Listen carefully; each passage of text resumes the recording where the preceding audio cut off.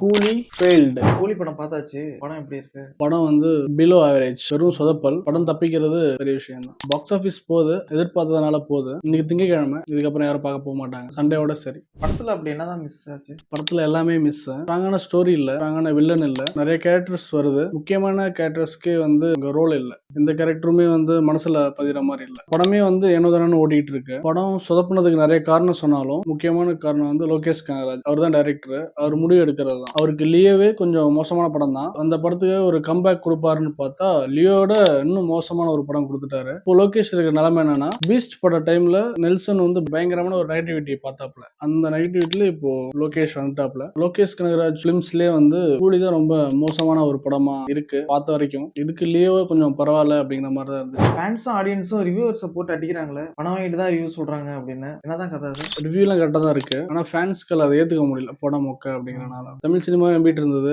கூலி தான் முதல் 1000 கோடி கொடுக்க போகுது அப்படின்னு. நானும் நம்பிட்டு இருந்தேன். கிட்டத்தட்ட லோகேஷ் பெரிய ஆப்பா ஸ்டாப்ல. ஜெயிலர் 2ன்னு ஒரு படம் வருது. கண்டிப்பா அதுவும் சொதப்பலா தான் இருக்கும். தமிழ் இண்டஸ்ட்ரியில அந்த அளவுக்கு திறமை டைரக்டர்ஸ் யாரும் இல்ல.